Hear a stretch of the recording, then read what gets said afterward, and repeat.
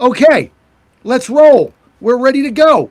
We've got the Peach Crew is all here. We got Celestine James. We got Debbie Dooley.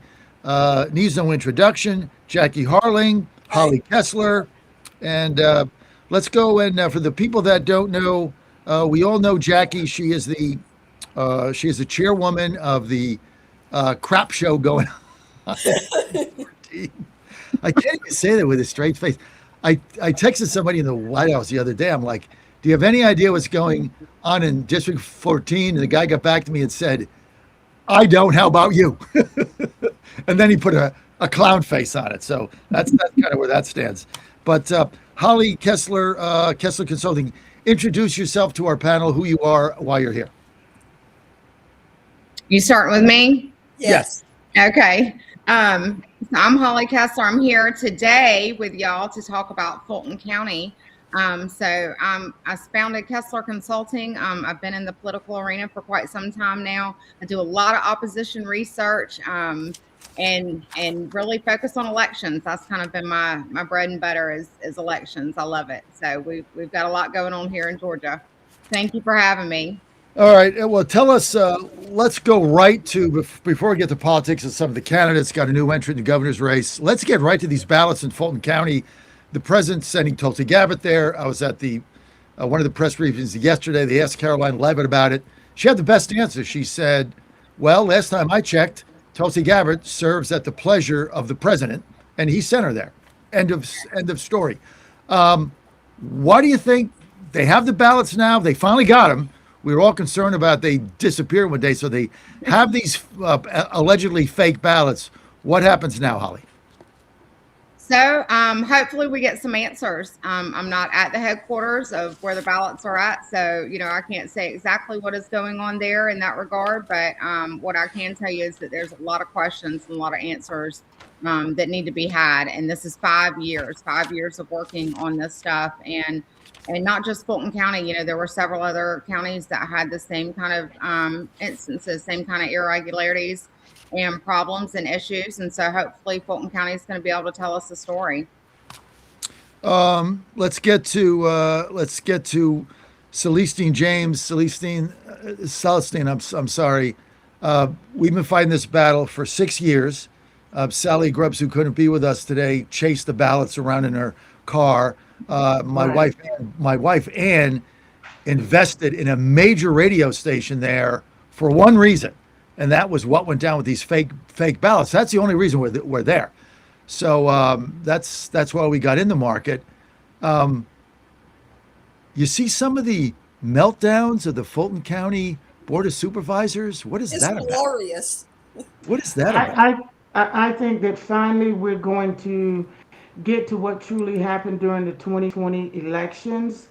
I do believe that ultimately we will find that President Trump did win Georgia and he did win the presidency. It was taken from him.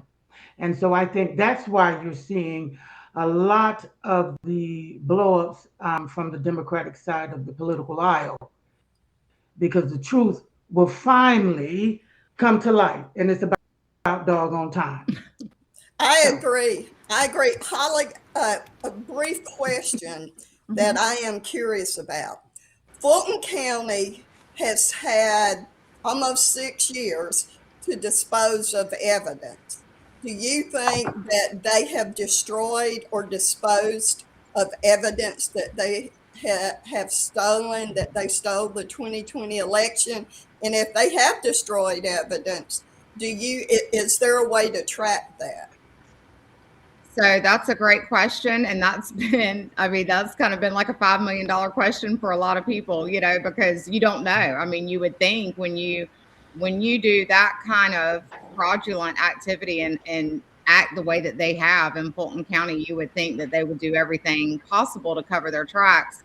But there's also been a lot of protective orders. Caroline Jeffords was one of them that had the lawsuit that stopped that. Garland had jumped onto that lawsuit. He was part of that as well. I think now they're separate. They're back separate lawsuits again. But so those blocked them from doing anything. And they even came back. A lot of people forget about this, but Fulton County screaming that, they don't have the records in their control. Well, it wasn't very long ago that they did file an injunction with the judge. Do you remember that? Do y'all remember that? And they Yeah, I remember. Yeah. so my response to that is like, well, you got your room you've been wanting, you've been waiting on, you finally got that extra space. But yeah, I think it's a good question, Debbie. And as far as, finding out, tracking it, I mean, there will be ways that we can look at that and see. Well, the thing comes down to the up to 30,000 absentee ballots. That's what the whole thing comes down to. That, I've lost interest in no chain of custody, nobody verified it, this and that. All that stuff is disputable. And because somebody didn't verify something or sign a paper the right way, doesn't mean the ballot was fake or the ballot was illegitimate. Okay, maybe it is, right? Chain of custody doesn't mean it's illegitimate. My focus is on these 25 to 30,000 absentee ballots that Susie Voiles, who was on my show again the other day, alleged, along with Bridget Thorne, veteran state officials on the election board, were run through a copy machine and put through a scanner. And they were all the same. They were on the same paper. They were not folded. And there's not 30,000 corresponding envelopes. Now, you can't match the exact envelope with the ballot, but if you got 200,000 absentee ballots, you got to have 200,000 envelopes because you can't get them in without an envelope. You can't just drop it off. You have to put and fold it. They're not folded, and they're written the same, 100% the same way, and there's a squiggle mark. A forensic analysis is going to show that. I don't know how the Democrats, if this is true, spin this. Like, well, where'd the envelopes go? Oh, the dog ate them. 30,000 of them? Well, why aren't they folded? Well, I don't know. There was somebody had a steamer. I mean, how do they even defend this? Right? It's crazy. It's ridiculous. And the thing is, Debbie, this is why we're all over this. This is huge. Okay, so you take these ballots out, Trump wins Georgia. It doesn't affect Joe Biden's win or alleged win, right? He still won the other swing states, so he's got enough votes. But you take these ballots out, David Perdue's the U.S. Senator, wins on the first ballot, no runoff. Ossoff changed the balance of power in the freaking country. That's how, to me, this has got to be the biggest, if this is true, this is the biggest scandal in American history. And I'll tell you something else. You mentioned absentee ballots, John, and you are correct about that. In February or early March of 2020, Brad Raffensperger and his chief of staff, or whoever, whatever position she held, Jordan Fuchs, decided that after meeting with Stacey Abrams that they were going to send out absentee ballot applications, be proactive, send them out without being requested to 6.9 million registered voters.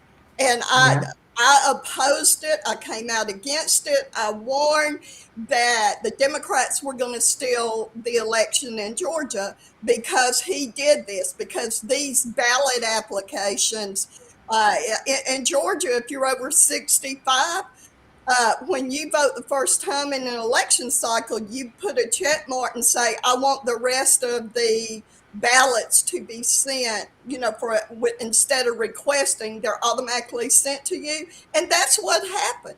And I warned people that was going to happen, but Raffensperger thumbed his nose at the grassroots, and he decided he was going to do what he wanted to do. And this is the results that we had. Well, but if the absentee ballots got mailed out, there was other states that did that because of COVID. You can't go back and change that. He was the Secretary of State. He had that authority. So that's not illegal, okay? What he did was not illegal. Running a ballot through a copy machine and putting it in a scanner, that's illegal. You're going to jail for that. So that's why they got these high-priced defense lawyers looking at this stuff. I mean, and like I never really got my panties in a wad over the chain of custody, because as bad as that was, you couldn't really prove that those ballots were fraudulent. The harvesting was fraudulent. But these fake ballots, I mean, it's either, look, they're either real or they're not real. And we're going to find out. Have any idea when? Anybody? Holly? No. It, I'm not going to speculate. How about that? Let's get to the good news is you couldn't get a better person overseeing this than Tulsi Gabbard, and this is why the Democrats are freaked out. I mean, if you look at their meltdowns on social media, Yeah. it's like, what do they care? Like, the election's over, you guys won, right? It's 6 years ago. Why are you having a meltdown? Because they know Because what we they're know. about to be caught for Exactly. stealing the election. I know, right? The wheels of justice turn so slow, but when they, That it's Right. picture sweet. of her was epic too. That was that was just a priceless picture. Which of one? her on the ground. The one of Tulsi on the ground in Fulton County. That was perfect. Yeah. That Yeah. that one should be hanging in the White House. It should Like, have. it's like, why did he send Tulsi Gabbard? Okay, if you're President Trump and you're finally getting your hand in these ballots, who do you have that's better than sending Tulsi Gabbard there? You don't have anybody better, right? Right. I mean, you know what she's going to do. You know how tough she is, and she takes no prisoners, and she doesn't care what anybody says. So she was the perfect choice. So let's get to Jackie Harling and the oh my God, the clown show you got going on. What the hell? You got somebody else got in it the other day. You got people in it that don't even live in the district, never been there in their life. They're just filing for it. What the hell's going on there? Well, we Georgia allows jungle primaries. So until the Georgia legislature decides to pass a bill that kind of gets on board with the rest of the country, we're going to have these clown shows, and we're going to just do the best that we can to get the vote out, to get the Republicans to wake up, and we talk about flood the polls. We have to offset the fact that we have 17 candidates. Of course, one did drop out. Actually, that's a good thing. Who's that? Christian Hurd Christian Hurd. dropped out, and he has decided to run against Steve Tarvin in the legislature, in the Georgia legislature. So, hey, that's good news for me. That's one less. But yeah, it's crazy. Still got That's 16 funny. Jackie, Republicans, and I believe you're- 2 or 3 Democrats. You're going to have a debate in the district on the 10th, right? February 10th. No, it's not the 10th. Now there is going to be one on the 10th, but where It is the Republican women's groups of Cobb and yes, I'm going to Pauline. be attending Well, that. with 16 people, it's not a debate, right? It's just a forum, basically. Yeah, Yeah. I mean, it has to be. I think forum. Julia Thompson's moderating it, and it's Republican women's clubs in Cobb and in Paulding, and it's going to be at the Governor's Club in Marietta. But this is what's unique about this time is that Cobb is now in the 14th district, and it Well, used part to of be it, yeah. part of Cobb used to solely Yeah. be like the 5th, 11th, and 6th, right? Oh, And so you now got this. it's the When is it? When is the election? The first wave of the election, Jackie? Early voting starts on February 16th, and voting day is May 10th. Or May 10th, I wish. March 10th, March. and then April 7th is the runoff. So But March also- 10th is the first wave. Then each party has a runoff, right? Or is it a jungle primary? jungle. It's a jungle primary. it's That's the what I've jungle. been screaming about. It's ridiculous. It's a jungle primary, so you'll get, you'll obviously get whoever the Republican finishes first, and likely you'd think it would be the Democrat, but they got 3 Democrats now splitting up 25% of the vote. So your theory that a Democrat would get in the runoff might not hold with three Democrats in there. You might get 2 Republicans, and that's the end of it, right? I'm praying for a miracle. I'm Right, 'cause certainly you got- working towards that If miracle you had as well. one Democrat, that one Democrat definitely gets in the runoff. With 3, not so much. So, well, one right? Democrat has all the money and all the Well, you signs still got that are 3 in telling there. I mean, people that you could Republicans are have voting for them. So you could have a Democrat and a Republican. You could have 2 Republicans. Certainly not going to get 2 Dems. So those are the odds there. So let's get to Colton Moore. He's on next week. A lot of people think he's the favorite. Here's the problem. nobody wants him, Debbie. Nobody wants him because they see him as another Jimmy Massey on steroids, not part of the MAGA team. This is going to be an issue for him, and it's real. I know you're a supporter, Colton Moore. How do you get around that? A lot of people up here where I am don't want any part of the guy because they think he's going to be Jimmy Massey on steroids. Does his own thing, doesn't care, doesn't play ball, not a team player, goes and does his libertarian thing with him and Rand Paul, which are persona non grata in the White House political office. How are you going to maneuver your way through that, Debbie Dooley?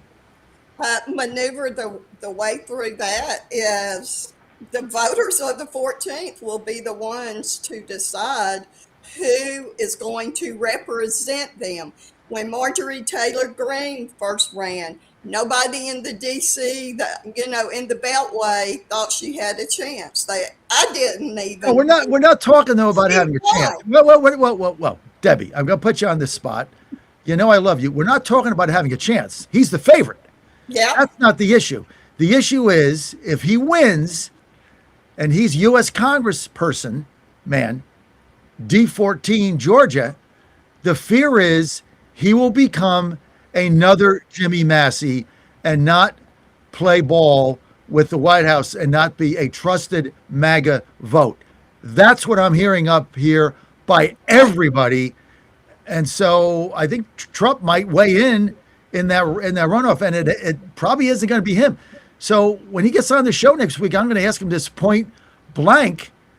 I know you're in favor of him, but how does he help us if he's doing the Jimmy Massey libertarian, like, ridiculous dance? I would love to have a little input here. I have not made an endorsement in that district. I have not made an endorsement. I promote different candidates. They call and they say, "Hey, can we do this?" So I'm not going to make an endorsement until the runoff. All right. All right, I want to say something about this, John. Everybody just jump in. Go ahead, Okay. Jack. Okay. So I am the chairman of the district, so I am, unbiased and I'm neutral, but I will say, in all fairness, Colton has proven that he doesn't play ball with the establishment, rhino corrupt folks. Just saying. I've known him to be a Trump supporter. I don't know anybody that's in the race, honestly, that doesn't support Donald Trump. But he made a stink trying to call for a special session to investigate Fani Willis. And yes, I'm going to pronounce it that way. I don't care what anybody says. So I think maybe he is his own person, and it is up to the voters of the 14th district as to who we want representing us in Washington. So just people in other districts can have their opinions, but it's really our job to determine who is going to be in Washington, and who best represents us. Jackie, that sounds really nice. I mean, you're a very nice lady. And that sounds so nice. That's so nice. It's up to the voters of the district. Yes. Jackie, we got a 1-seat majority. Okay, 1 seat. We can't afford another Jimmy Massey or Rand Paul not voting for our agenda. And that's the concern with Colton Moore, that you're not going to be able to trust him, that he's going to vote for the MAGA agenda and for Trump's agenda, that he's out there doing his own thing like Rand Paul and Jimmy Massey. I mean, that's just what I've heard this from everybody. So it's a very nice answer, but doesn't really do anything. Okay, I hope whoever we vote in, well, of course, will have independent. You're the chairman. thought. What else you going to say? Celestine James, Let me say, break this down. Listen, I have been hearing so much, and let me just say, I speak plain. There are folks who are really concerned about him in Georgia. I like Colton Moore. He's a sweet person. But when you have Republicans saying that rather than have him, they will not vote or they will vote for the Democrat, we have a problem here. So that is a valid concern with what you're hearing, John, in Washington, because I'm hearing it throughout the great state of Georgia. and a lot of folks in the 14th district. So we need to pay attention to that. So there are red flags all over the place. You got, So that's what I'm saying. There's red flags all over. Like got one seat majority. Holly, what do you think of this whole thing? Well, lucky for me, I'm on the opposite end of the 14th district, so I get to stay way out of all of this chaos. But I do believe, I will say, I love Colton. There's quite a few people in that race that I do know personally, and I love them all. Really do try to stay positive and love everybody, but I will say that's a lot of people. And I think there's a point in time where our Republican Party, especially candidates, need to come to the table and say, who can we get behind? Who is the best candidate? What do the numbers look like? And I get it. People want to get in the race and they want to run. But like you said early on, Mr. John, there's people that don't even live in the district. And so How do you run if you don't even live in the district? Like, there's one guy running. He lives 30 miles outside the border. That would be like me running. That would be like me running. I mean, I live in Washington, D.C. I think I'll just jump in a race. It's insane. You don't even live there. Yet another something that the state legislature needs to fix. No, that's a federal rule. That has nothing to do with the state. That federal says you do not have to live in the district you run it. That's a federal law. Let's get to, look who's just graced us with her beautiful presence. Hey, Sally. Hey. Sally Grubbs with us. Sally just couldn't resist getting into the convo. So, Sally, let's weigh in here. And I know you're vice chair, blah, blah, blah. You have all these restrictions. You're a big wig now, all that stuff. You can't be chasing people in cars.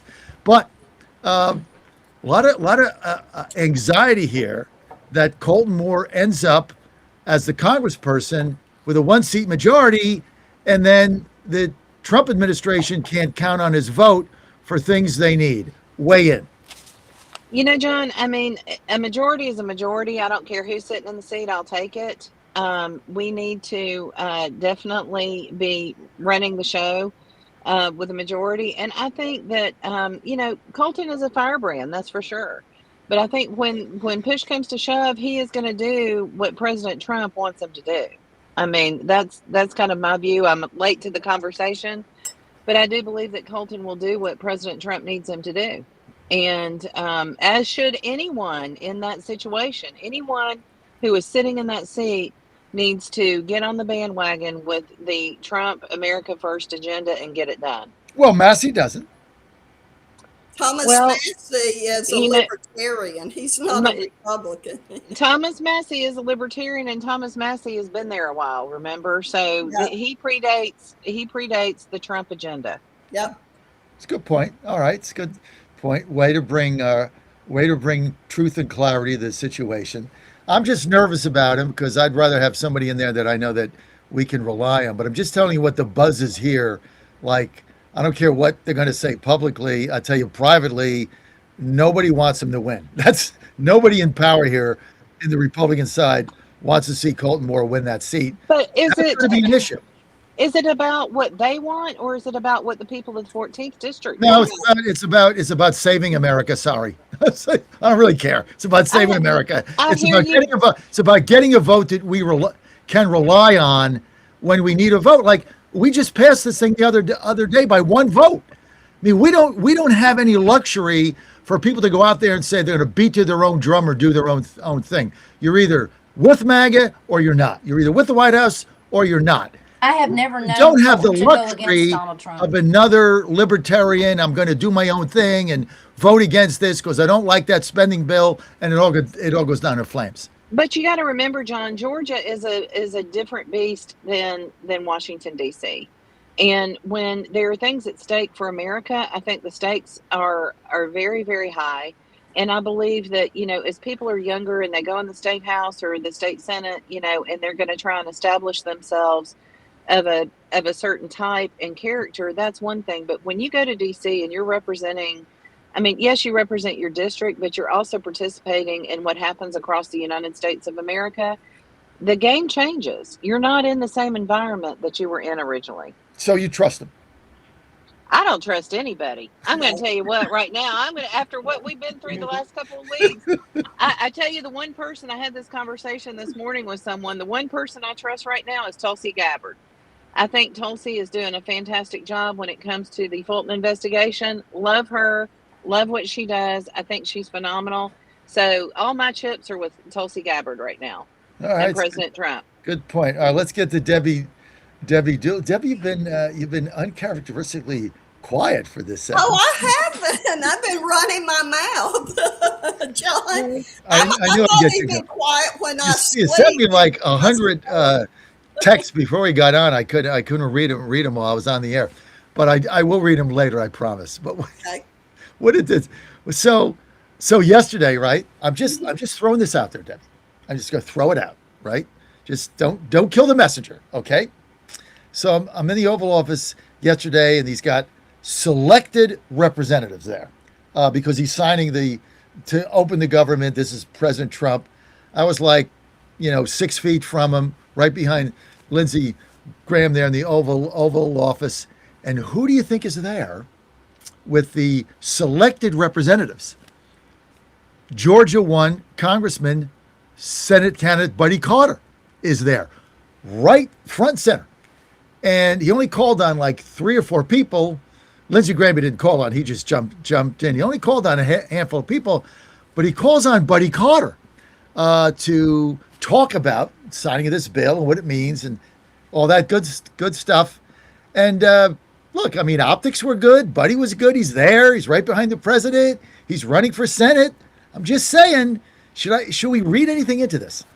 He's not MAGA, for one. Buddy has never been MAGA. He joined with environmentalists to help make the Okefenokee Swamp a UN UNESCO site. He supported the horrible Cramnibus bill and he was promoting it. He gave interviews about the Cramnibus bill in December 2024 that was absolutely horrible, and conservatives rose up against it. Buddy is very much in the pocket of Big Pharma as well. I still stand by my prediction. It's going to be Derek Dooley will be the nominee. Okay, Not Buddy Carter. let's get to Celestine James. So, Dooley's like stuck in the mud. This is like the 3rd, 4th week now. I've said this. No movement in the polls, raising money. I don't know what Brian Kemp is doing. I'm not even sure that Kemp's engaged in this thing anymore. Yes. I mean, all the reports I'm getting, Celestine, is that he goes to events. And look, I endorsed him right out of the bat because I thought he was the best candidate. But now I'm going to sell my stock. I'm just going to sell it. So he comes out, and this is what I hear from everybody. He goes to the meetings, he doesn't engage, and like he's uninspiring, and he doesn't really have a grasp of the issues. And I've heard that now for 25 to 50 people. What is going on here, James? Listen, I feel that he has not become the candidate.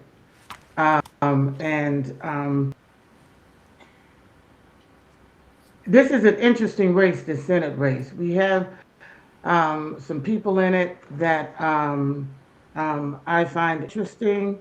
And so I think it is anyone's race at this particular point out of the Republican candidates. And I think that we may be in for a surprise. There are some things happening in the background that I'm watching. And so I think within the next 3 to 4 weeks, we're going to see a change. And I think it's going to set Georgia on its, rear end. What kind of change? In the poll numbers?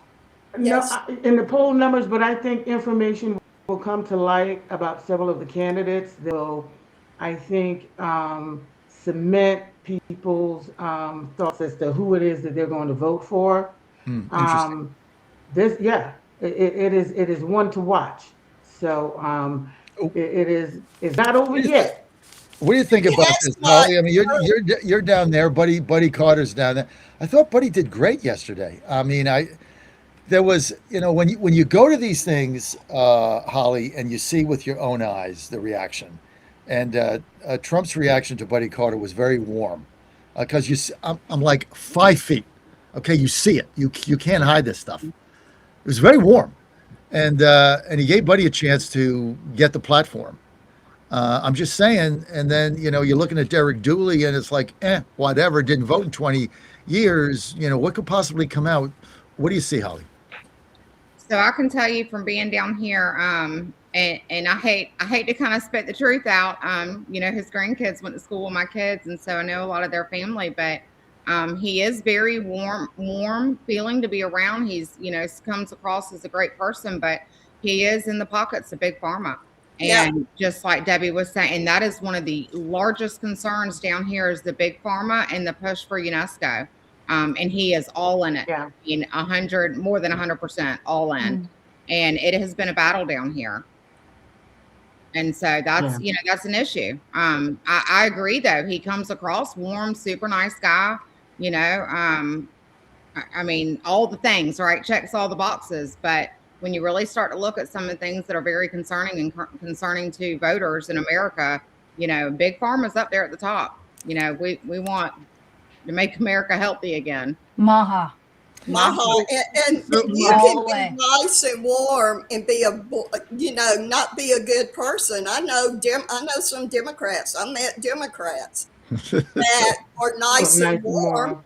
Yeah. But you wouldn't want to take their advice on like Jimmy Carter's, what was it? Jimmy Carter's grandson or nephew or something. Really one of the nicest guys you'll ever. Jason Carter. Yeah, he was so nice, right? So Jason that's kind of what he said, Mm-hmm. right? Nice. You meet the guy who was so warm, have a cup of coffee, hug you, but then he'd stab you in the back and vote with the communist. Sally, let me ask you this, Sally. Okay, I gamble, right? So had 2 hockey plays last night, won one, lost one, whatever. So didn't lose any money. Now, let me just ask you this. I bought Derek Dooley stock. Should I just take the hit and sell it and get out? Or should I hold it? I mean, I'm trying to figure out what to do here. I'm taking a hit on it. He's at 15%. He's not resonating. I don't know what Brian's doing. I mean, I'm thinking, should I just sell this thing and take the hit and get out?